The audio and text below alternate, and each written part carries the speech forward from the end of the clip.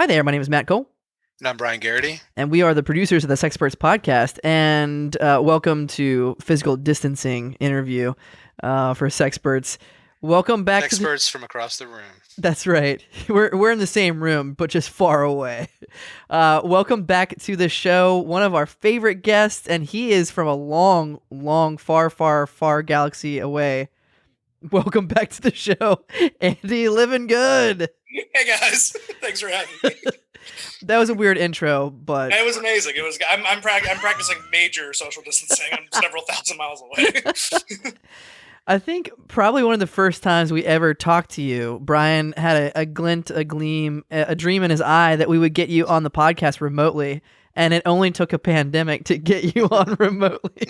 If that's the case, then that means it's all been worth it. I don't measure distance in miles away or thousands of miles away. I measure it in bushes, beans, billboards away. He's at least 150 bushes, billboards away. I don't want to bring the room down, but did you guys see the dog from the commercials recently passed? Oh. R.I.P. Was it the COVID? Yeah, was it? Roll that beautiful testing. Have they figured that out? Can animals get COVID-19? I've heard that. I've heard, and again, I have not done any more research, but they said that dogs can maybe get it. That's probably like the last thing on their plate. But some animal people are like really like, can dogs get it? Can dogs get it? It's like, people are dying. Who cares about that? Well, the scary thing would be get it from your dog. Yeah. The last I read was there's no proof of it, but they said if you have it, you should distance yourself from your dog. No, dogs are terrible at social distancing. Stay over there. I'm currently house sitting an English bulldog. He's not horrible at it, but I hear you. Most dogs are pretty bad. Well, I guess if you're never leaving the house, there's never that moment of like, oh, you're back. That's true. All right. So Andy, wait, when did we get you on the podcast last? It doesn't seem like that long ago. God, I think the last time I was up there would have been the Comedy Fest, right? Yeah. Did we have the Comedy Festival? No, I think you came for something else. No, we had a. I brought Butcher Stories up there. Yeah, yes. That's right. Oh, yes. I was thinking the last one was hurricaned out, but that was 2 years ago. That's going to be now. Well, now we're wondering if our festival down here is going to be pandemiced out. God, when is it again? Late May. So I mean, like, it feels like that should be fine, but like, who the hell knows anymore? Yeah, that's right in that area where it's like, I don't know, if things go south. Okay. Well, I've heard the major festival, like Spoleto, which is we're like an offshoot of that, is canceled. So it's like, I wonder if 99 will just be like, nah, we're doing the Fringe anyway, or what's going to happen. Damn. God, everything sucks. Interesting times. Very Move it online. Move it online. If it's good enough for the Sexperts, it's good enough for your goddamn festival. Man, I walked outside the other day, and I've never seen this many cars in my apartment complex. I was like, wow, I have a lot of neighbors. I'm walking through my neighborhood, and people are like playing with their kids in the yard. Everybody's yard looks great. They're all doing yard work. It's like the 1950s again. Everything's great. We're like, this is wonderful. So what have you been up to comedy-wise recently? Comedy-wise, I mean, it feels boring because it's never anything new.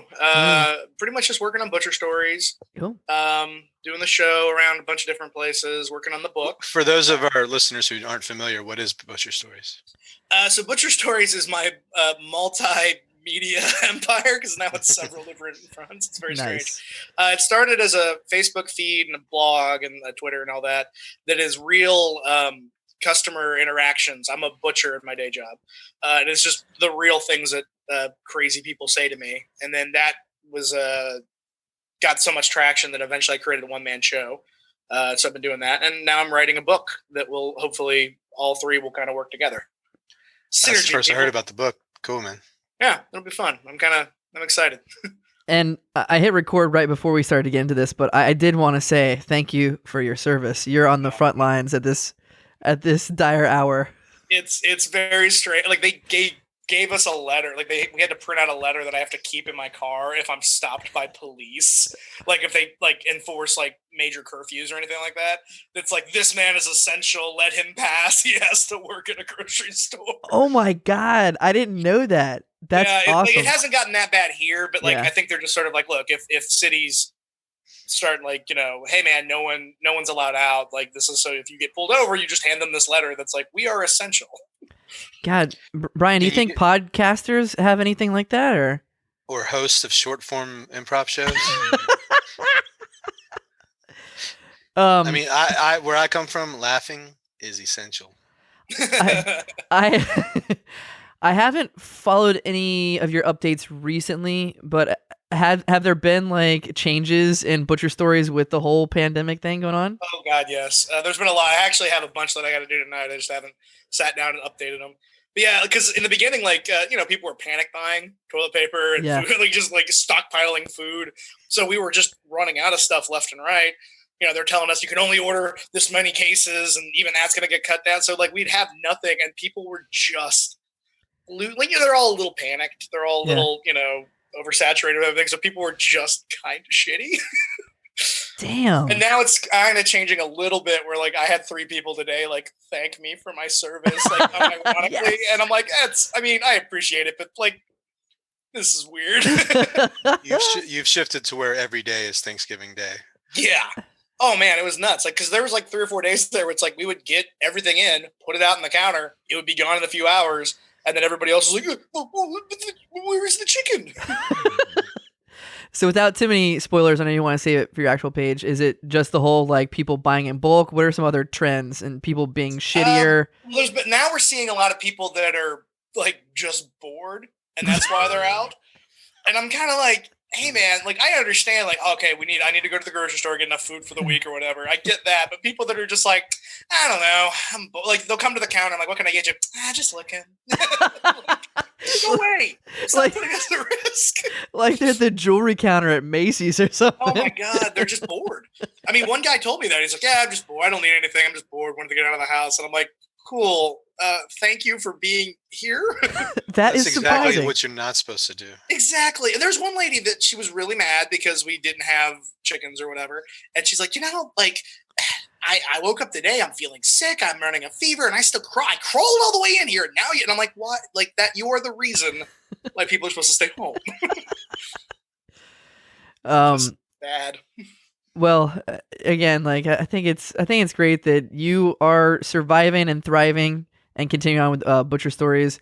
I do want to briefly, while we have this chance to talk with Brian Garrity, I just read a post on Facebook that you went on a virtual date, Brian. Do you want to talk about this? I'm calling it my first COVID date. Yeah. Can you talk about this a little? I know we have Andy as a guest, but I want to hear this. What if I was the person he went on the date with? Yeah, congrats, Andy. You didn't know it, but Matt just drops out of the conversation. I've got a show like Punked, but it's called You Got Dated. When people hang out with me, and at the end, I let them know it was a date. So what happened? Those how'd are it most go? dates I've been on where I go in for the kiss, and they go, "Oh God, this was a date." What happened? How'd it go? Well, just your typical meet online during a pandemic. They call that a meet cute. Yeah, chat for a while online. Suggest moving the chat to text. That's taking it to the next step. Text for several days and being like, hey, under normal circumstances, I'd probably ask if you want to meet out and do something. But given the circumstances, would you like to find a time to have a phone call? And so I wanted it to feel like a date, so I didn't want to be sitting at home. So I walked over 4 miles while I spoke to her for an hour and a half. What was she doing during it? She had already walked, unfortunately, so she was sitting at home. This sounds so weird, Brian, but did it go well? I think it went pretty well. She's very smart, great Southern accent. We never ran out of things to talk about. I said, hey, if you're up for a second phone date, I would be up for one. She seemed receptive to the idea. So, hey, there may be a pandemic, but a play has got to play. I love this. So for those of you listening and watching, butchering doesn't quit during pandemics, and love also doesn't quit. Online dating. Coronavirus is the only thing spreading. Online dating is the other unsung heroes of this pandemic. That's amazing. I think it's probably the best time for that, man. We're all so starved for human contact that people would be like, I felt such a connection. Yeah, that's my thing. You know, I'm like, let's chat and talk and get through this thing together, and then we can break up when it's over. I'd like to point out for the listeners that even though we are sitting at home, like this is like the ultimate, you should be wearing pajamas and doing these things. Matt Cole still impeccably dressed. Is there a pocket square? No, there's not. I just went on a date in a t-shirt. I got elbow patches though. I just went on a date in a t-shirt, a hat, and shorts because I knew she wasn't going to see me. You wore like a tuxedo t-shirt. I mowed the lawn and then went straight to the date without doing anything. We're living in a beautiful age right now. I'm telling you, everything's changing, man. You can date without showering. All right. That means nothing's changed for me. That's enough of you, Brian. You got your 5 seconds of glory. I'm glad to hear it went well, though. When are you going to introduce her to me? Last question for Brian. I'm hoping she can be the guest on the podcast next week. That's how I see it going to the next level. Anything new that you... Oh, by the way, she saw Bronte Sisters. She saw Bronte Sisters and then still agreed to phone calls. What is Bronte Sisters? We've been dicking around finally with video sketches, but it's just me and Brian. And what you see right now, Andy, over Zoom is what you get. So we put backgrounds, and you can do a virtual background in Zoom, so we can put ourselves in different settings.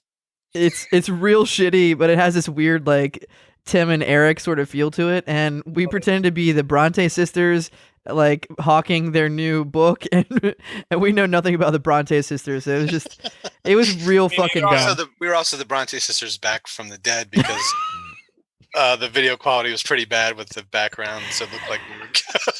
I want to show it to you, but it is real shitty. But how did she see it, Brian? I sent her a link. No, actually, no. We were chatting last Sunday, and I told her about the Sketchmageddon, and she did not watch the entire show, but she did tune in for ours. Oh yeah, Andy, I think you guys got the invite, but for our Sketchmageddon online, they want to make it like a big. I mean, who knows if it's gonna? I hope it goes, but a big like national thing. So if any of you guys have any content you want to send our way, even if it's old, I think they're like, fuck it. Like if it's funny, send it our way. Nice. So yeah, maybe you can send a Kingpin video or something. Or I might actually, when I'm done with it, just start sending your. And then I keep getting rejected. I'm like, oh. It's got to be better than the dumb shit that we sent in. Oh, you have not looked at my YouTube channel lately.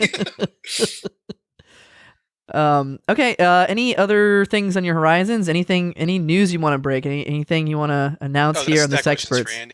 What's that? Is that question for Andy? Yes. Brian's like, I'm getting married. We hit it off virtually. Nah, man. It's like I said, kind of the same thing it always is. Working on Butcher Stories. Check that out at butcherstories.com or Facebook / Butcher Stories. Yeah, just kind of working on that. Yeah. Cool. Well, it's always a pleasure to have you on the show. Thank you for doing this remotely. I feel like you're going to regret this when it's like our monthly guest is once again like Andy now that I can do it all the time. It's like, God damn it, here he is again. And by the way, 5 voices. If people are listening to this and they can't see, Andy has fully shaved, and he looks like, I think the very first time I ever saw you. Can we say fully shaved his head? Oh, no. Fully shaved. The carpet matches the drapes. Good point, Brian. Brian is not fully, he's half shaved, and he has a beard right now. He's rocking hardwood floors. I want that Brian's half shave was like literally like the half of his face. The other half. Like there's people where they play the woman and the man when they swing back and forth, you know? Mm-hmm. That can increase your virtual dating odds, Brian. If somebody likes somebody clean shaven, just turn left the entire time. Well, I haven't had any video dates yet. I'm hoping to do that. Like, what's the proper time to ask for a FaceTime date? This is not the date experts. This is the Sexperts. So we'll leave that to the experts. Okay. I love shooting you down. All right. Well, thank you once again, Andy. You're always welcome on the show, especially during pandemics. And I'll see you guys next pandemic. We're on to the episode. Thank you. Bye. Bye.